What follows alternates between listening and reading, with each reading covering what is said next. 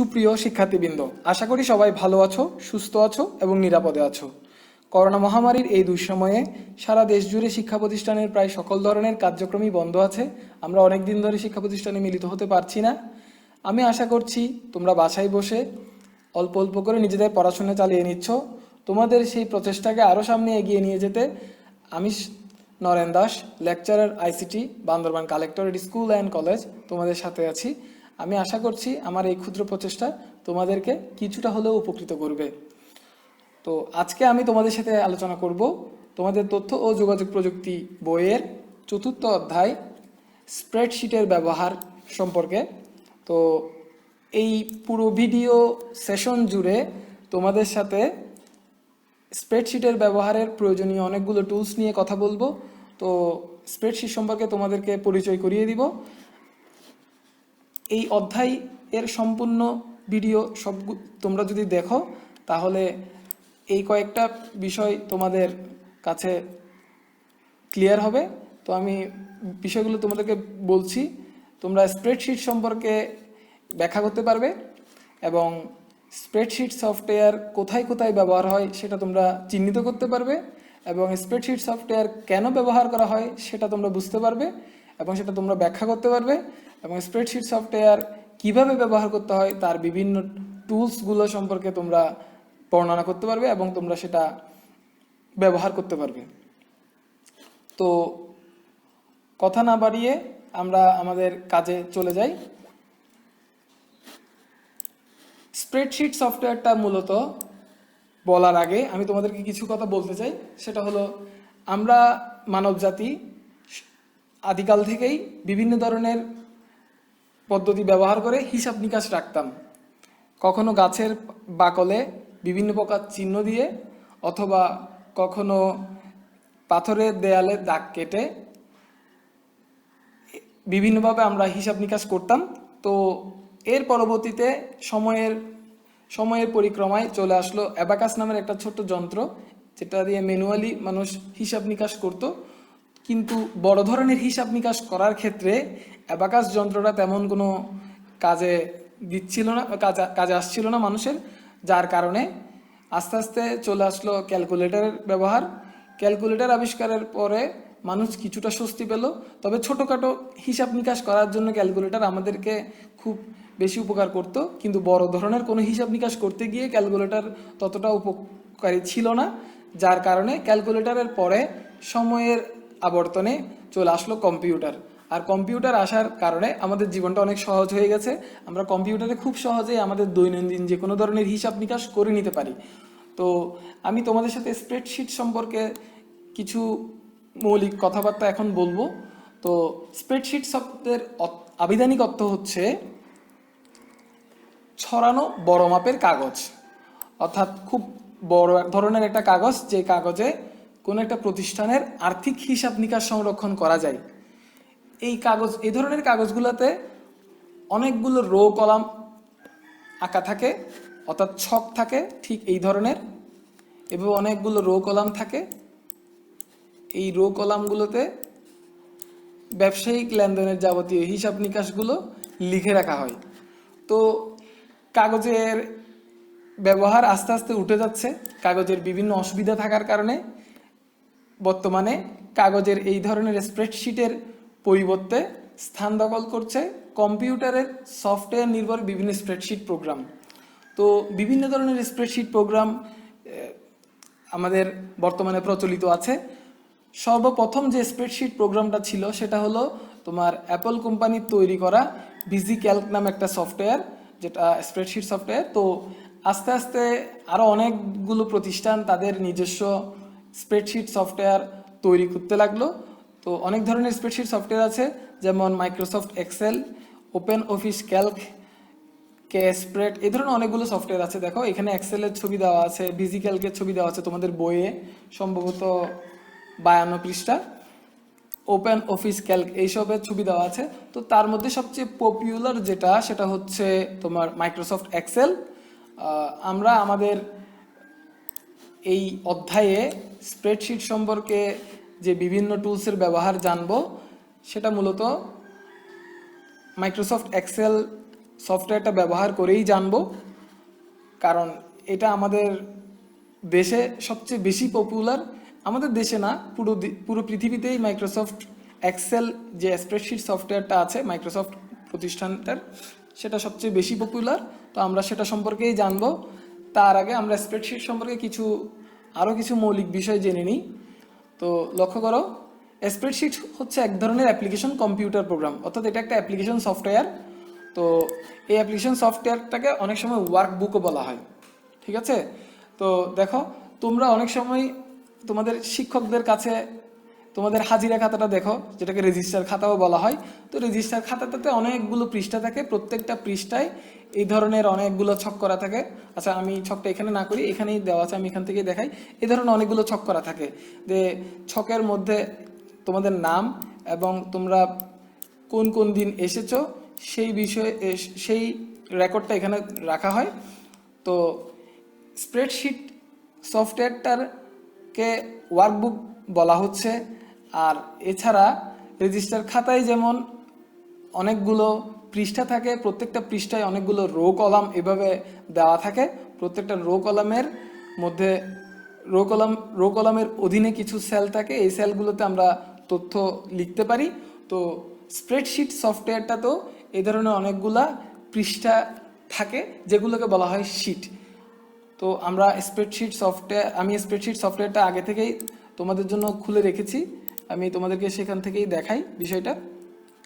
দুঃখিত, এটা না, এই যে দেখো, এটা হচ্ছে একটা স্প্রেডশিট সফটওয়্যার, যেটা তোমার মাইক্রোসফট, আমি যে তোমাদেরকে বলেছিলাম মাইক্রোসফট এক্সেল, এটা হচ্ছে মাইক্রোসফট এক্সেলের একটা ইন্টারফেস।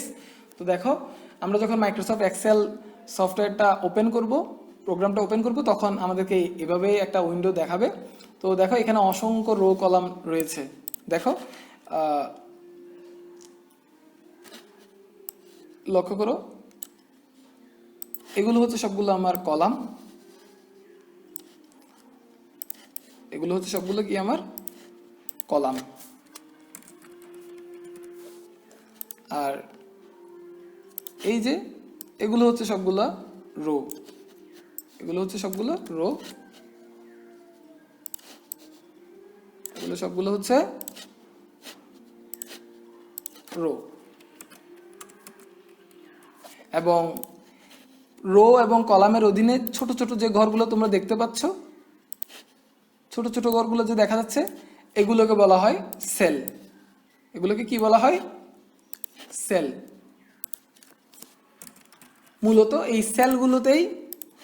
এই সেলগুলোতেই কিন্তু ডাটা রাখা হয়। তো আশা করি তোমরা বুঝতে পেরেছো। আমি ছোট একটা ওভারভিউ দেওয়ার চেষ্টা করলাম, আমরা অত ডিটেলসে এখনো যাচ্ছি না।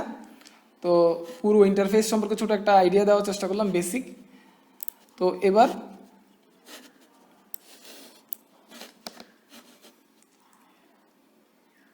আরেকটা জিনিস চিন্তা করো, তোমাদেরকে একটু আগে বলেছিলাম যে বইয়ে যেমন অনেকগুলো পেজ থাকে, স্প্রেডশিট সফটওয়্যারও কিন্তু অনেকগুলো পেজ থাকে। ওই পেজগুলোকে এখানে বলা হয় মূলত শিট। তো দেখো, শিটগুলো হচ্ছে দেখতে জাস্ট এরকম, অর্থাৎ প্রত্যেকটা পৃষ্ঠাকে এখানে বলা হয় শিট। তো এরকম অসংখ্য শিট তৈরি করতে পারবে তুমি তোমার প্রয়োজন মতো, এবং প্রত্যেকটা শিটেই কিন্তু এরকম অসংখ্য রো কলাম থাকবে। দেখো, তুমি এখানে দেখা যাচ্ছে কয়টা রো আছে আমার, 28টা। তো এখানে তুমি আরো অনেকগুলো রো তৈরি করে নিতে পারো, অসংখ্য রো তৈরি করা যাবে। এবং এদিকে অসংখ্য কলাম তৈরি করা যাবে। তুমি এদিকে এই যে আমাদের এখানে যে স্ক্রল বারটা দেখা যাচ্ছে লেফট রাইট দিকে, এই স্ক্রল বারটা তুমি যদি প্রেস করতে থাকো ডান দিকে, তাহলে অসংখ্য কলাম এভাবে সৃষ্টি হবে।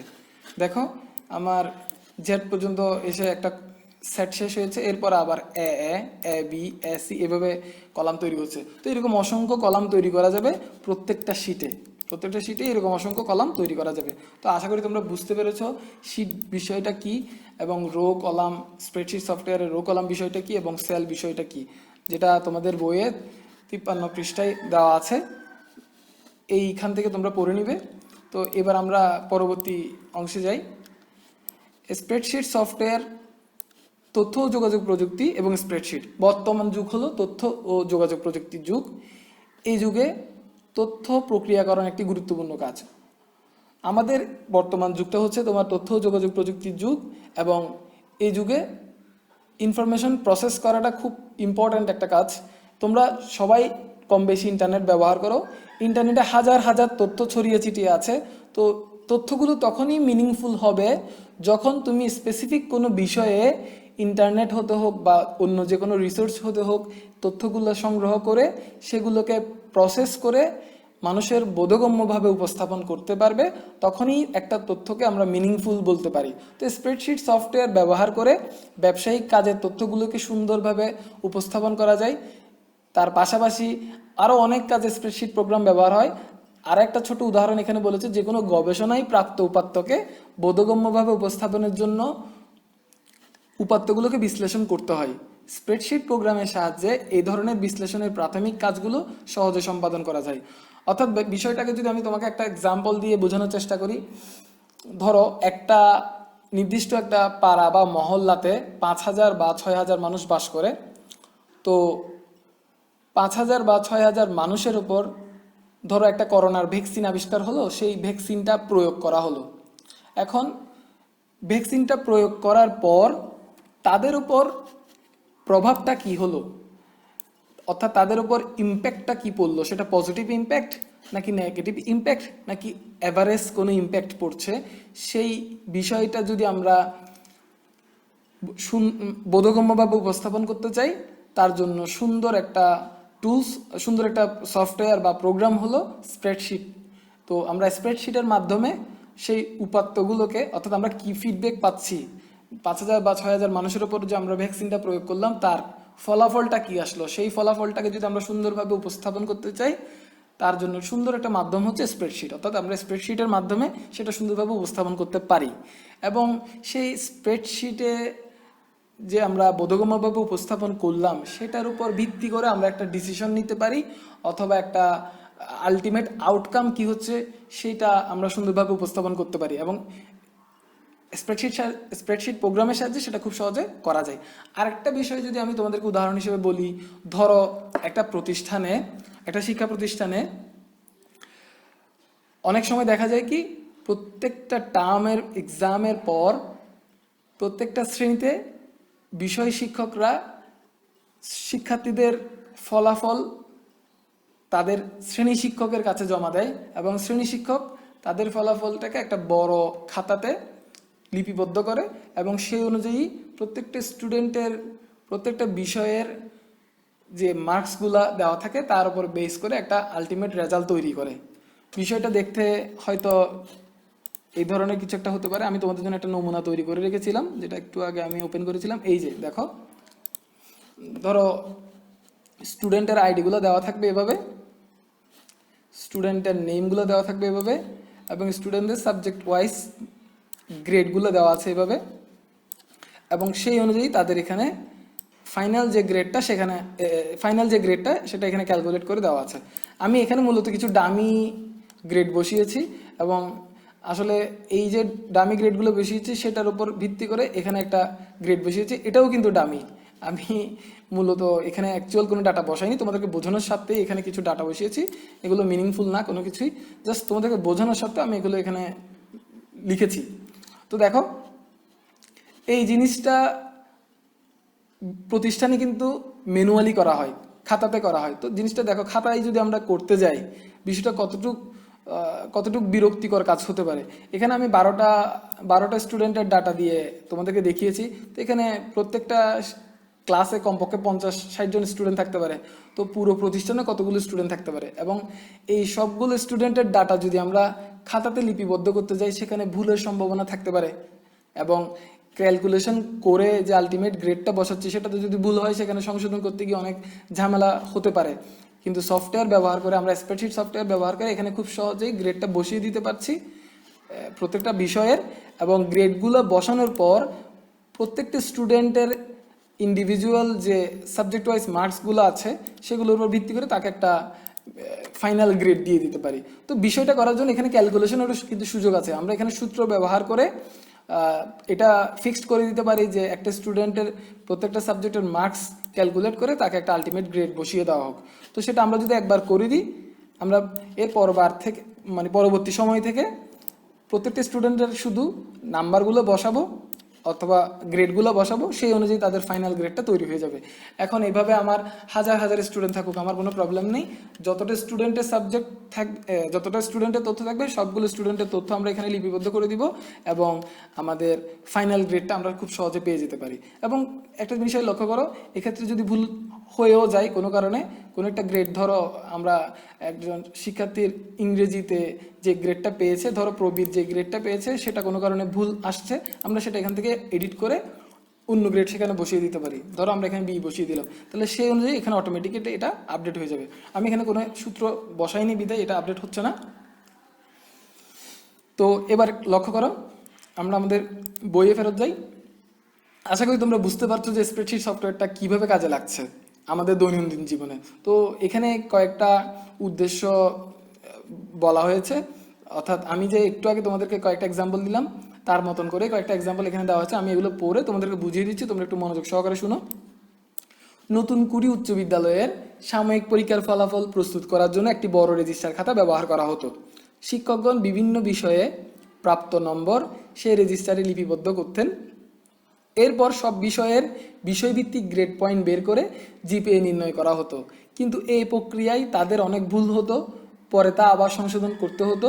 ফলাফলের পুরো প্রক্রিয়াটি সম্পন্ন করতে তাদের কয়েকদিন সময় লেগে যেত। ওই যে যেটা আমি তোমাদেরকে স্কুলের ক্ষেত্রে যেটা বললাম, এই কথাটাই তোমাদেরকে বোঝানো হয়েছে যে প্রত্যেকটা টিচার আলাদা আলাদা করে তাদের গ্রেডগুলো রেডি করছে এবং সেগুলো তাদের শ্রেণী শিক্ষকের কাছে জমা দিচ্ছে। শ্রেণী শিক্ষক কী করছে, প্রত্যেকটা গ্রেড এখানে বসাচ্ছে এবং সেই অনুযায়ী একটা তাকে ফাইনাল গ্রেড রেডি করে দিতে হচ্ছে। তো এক্ষেত্রে একটা বিষয় লক্ষ্য করে, এখানে যদি 50 জন করে স্টুডেন্টও থাকে প্রত্যেকটা ক্লাসে, তাহলে প্রত্যেকটা শ্রেণী শিক্ষকের জন্য বিষয়টা কতটুকু বিরক্তিকর হতে পারে কাজটা। কারণ এখানে তোমাকে প্রত্যেকটা বিষয় মনোযোগ সহকারে করতে হচ্ছে এবং করতে গিয়ে অনেক সময় ভুল হয়েও যেতে পারে, কারণ আমরা কেউ ভুলের ঊর্ধ্বে নই। কিন্তু কম্পিউটার সেই কাজটা করে না। কম্পিউটারকে তুমি যে ইনপুটটা দিবা সেই ইনপুট অনুযায়ী সে একজ্যাক্ট যে গ্রেডটা বের হওয়ার কথা সেই গ্রেডটা তোমাকে সে বের করে দিবে। তুমি শুধু প্রথমবার একটা কাজ করে রাখবে, অর্থাৎ আলাদা আলাদা করে প্রত্যেকটা গ্রেড দেওয়া আছে, সেই অনুযায়ী তোমার ফাইনাল গ্রেডটা কী হবে সেটা সূত্রের মাধ্যমে বের করার জন্য একটা ব্যবস্থা তুমি এখানে করে দিবে সূত্রের মাধ্যমে, এবং বাকি কাজগুলো তোমার আর করতে হবে না। তুমি জাস্ট ইনপুটগুলো দিয়ে যাবা, সেই অনুযায়ী একটা গ্রেড আলটিমেটলি তোমাকে সে তৈরি করে দিবে। এবং এভাবে তোমার যত ক্লাসে প্রয়োজন তুমি আলাদা আলাদা শিট করে প্রত্যেকটা শিটে এভাবে গ্রেডটা বসিয়ে দিতে পারো। আশা করি তোমরা বুঝতে পেরেছো আমি কি বলেছি। তো এবার লক্ষ্য করো, এই যে ধরো আমার এটা শিট 9 ছিল, আমি এটাকে পুরোটাকে কপি করলাম এবং শিট 8 সেটা পেস্ট করে দিলাম। তাহলে আমার এখানেও কিন্তু ফরম্যাটটা তৈরি হয়ে গেছে। আমি জাস্ট নামগুলো এডিট করব। ধরো এটা ছিল ক্লাস 8-এর জন্য, আমি চাচ্ছি ক্লাস 9-এর জন্য এটা করব। এরপরে ধরো ক্লাস 7-এর জন্য একটা চাচ্ছি, আমি সেটা এখানে করতে পারি। এভাবে প্রত্যেকটা ক্লাসের জন্য আমি আলাদা আলাদা শিট করে সেখানে রেজাল্টগুলো তৈরি করে ফেলতে পারি। সূত্র কিন্তু আমি কয়বার করেছি? একবার। হ্যাঁ, হয়তো ক্লাস ওয়াইজ কিছু ভিন্নতা থাকতে পারে বিষয়ের ক্ষেত্রে কিংবা গ্রেড ক্যালকুলেশনের ক্ষেত্রে, যেমন একাদশ দ্বাদশ শ্রেণীর জন্য সেটা ভিন্ন হতে পারে বা এসএসসি স্ট্যান্ডার্ড পর্যন্ত সেটা অন্যরকম হতে পারে, অর্থাৎ সাবজেক্টের ভিন্নতা থাকতে পারে। সেক্ষেত্রে কয়েকটা সাবজেক্ট হয়তো বাড়বে, সেক্ষেত্রে সূত্রও কিছু হয়তো আপডেট করতে হবে, কিন্তু আলটিমেটলি ঘুরে ফিরে একই কাজ। তাহলে আমাকে বারবার কষ্ট করে সেম কাজটা করতে হচ্ছে না। আশা করি তোমরা বুঝতে পারছো। তাহলে এই স্কুলের এই সমস্যাটা আমরা স্প্রেডশিট সফটওয়্যার ব্যবহার করে খুব সহজেই সমাধান করে নিতে পারি। আরেকটা বিষয় এখানে দেওয়া হয়েছে, দেখো আরেকটা ঘটনা। SR এন্টারপ্রাইজ একটি রড সিমেন্টের ব্যবসা প্রতিষ্ঠান। আচ্ছা, প্রতিদিন তাদের অনেক লেনদেন হয়, এর কিছু নগদ এবং কিছু বাকিতে লেনদেন। ক্যাশ বইয়ে হিসাব রাখতে ক্যাশিয়ারকে অনেক হিমশিম খেতে হয়। তো একটা বিষয় লক্ষ্য করো, SR এন্টারপ্রাইজ নামে একটা প্রতিষ্ঠান যেটাতে মূলত রড সিমেন্টের ব্যবসা হয়। তো প্রতিদিন তাদের অনেকগুলো টাকা ট্রানজ্যাকশন হয়, অর্থাৎ অনেক লেনদেন হয়, এবং সেখানে লেনদেনগুলোর মধ্যে কিছু লেনদেন নগদে হয়, অর্থাৎ কিছু কাস্টমার আছে যারা নগদে লেনদেন করে, আবার কিছু কাস্টমার আছে যারা বাকিতে লেনদেন করে, আবার দেখা যাচ্ছে কিছু কাস্টমার আছে যারা কিছু নগদ দিচ্ছে এবং কিছু বাকি রাখছে। তো তাদের হিসাব নিকাশগুলো রাখা, ক্যাশ বইয়ে লিখে রাখা একটা ক্যাশিয়ারের পক্ষে খুব কষ্টকর। অর্থাৎ আমি যদি তোমাদেরকে একটা বিষয় দেখাই, ধরো এখানে এগুলো হচ্ছে আমার ওই প্রতিষ্ঠানের কাস্টমার, তারা এই এই ট্রানজ্যাকশনগুলো করেছে। তো লক্ষ্য করো, এখানে তো 12টা স্টুডেন্টের তথ্য। তো ধরো আমরা 12টা কাস্টমার ধরে নিলাম এগুলা। তো 12টা কাস্টমার না হয়ে এখানে যদি আমরা একটা মাসের বা পুরো একটা বছরের হিসাব করি, সেক্ষেত্রে অনেকগুলো কাস্টমার হবে। ধরো 10,000 বা 15,000 বা 20,000 কাস্টমার হয়ে গেল, তাহলে 10,000 বা 15,000 বা 20,000 কাস্টমারের হিসাব একটা খাতায় লেখা আছে।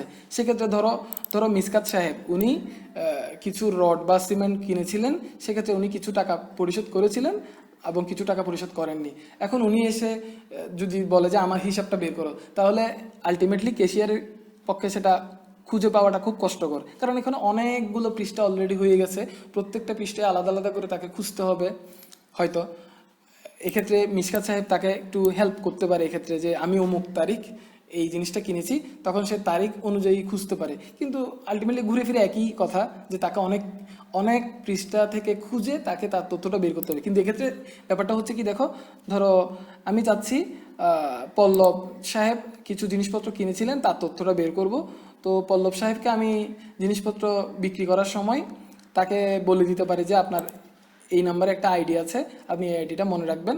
কিংবা পল্লব সাহেব দিয়ে আমি আমার এই শিটটাতে সার্চ করতে পারি, Ctrl+F দিয়ে আমি সার্চ করতে পারি। ধরো এখানে আমি লিখে দিলাম পল্লব, তাহলে কিন্তু আলটিমেটলি আমাকে পল্লব সাহেবের ডাটাটা খুঁজে নিয়ে দিবে। হ্যাঁ, তোমার কাছে হয়তো প্রশ্ন আসতে পারে যে স্যার এখানে পল্লব নামে তো আরও অনেক কাস্টমার থাকতে পারে। সেক্ষেত্রে তো আমার কোনো অসুবিধা নেই, হয়তো পল্লব নামের আরও অনেক যদি কাস্টমার থাকে, সেক্ষেত্রে 5 জন বা 10 জন বা 20 জন কাস্টমার আছে, তখন সেক্ষেত্রে আমি তাকে আরেকটা জিনিস বলে দিতে পারি যে হ্যাঁ আপনি পল্লব সাহেব আপনার এই আইডিটা মনে রাখবেন, যতবার ব্যবসায়িক কোনো লেনদেন করতে আসবেন তখন আপনি আমাকে এই আইডিটা বলবেন। তাহলে দেখো খুব সহজে আমি আইডি দিয়ে মানুষটাকে ডিটেক্ট করে নিতে পারছি। এক্ষেত্রে ক্যাশিয়ারের কাজটা কিন্তু কমে যাচ্ছে।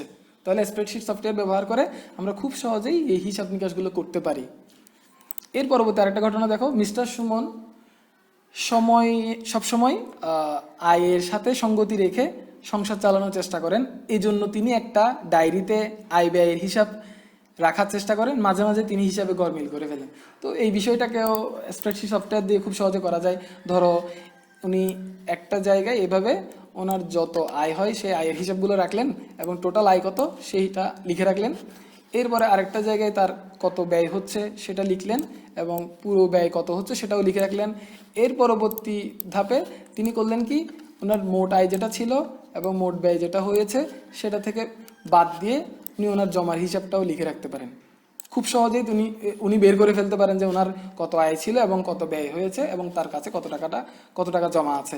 অথবা দেখা গেল স্পেসিফিকলি কোনো একটা দিন তার কোনো একটা হিসাবে গরমিল হয়েছে, উনি ওনার এই যে হিসাবগুলো লিখে রেখেছিল এখান থেকে খুব সহজেই সার্চ করে বের করে নিতে পারেন যে তার কত টাকা ওই দিন ব্যয় হয়েছে অথবা কত টাকা আয় হয়েছে। খুব সহজেই উনি ওনার কাজগুলো করে নিতে পারেন। তো আলটিমেটলি দেখা যাচ্ছে কি, স্প্রেডশিট সফটওয়্যার ব্যবহার করে আমরা এই ধরনের নিত্য নৈমিত্তিক যে প্রয়োজনগুলো আছে এগুলো খুব সহজেই সলভ করে ফেলতে পারি।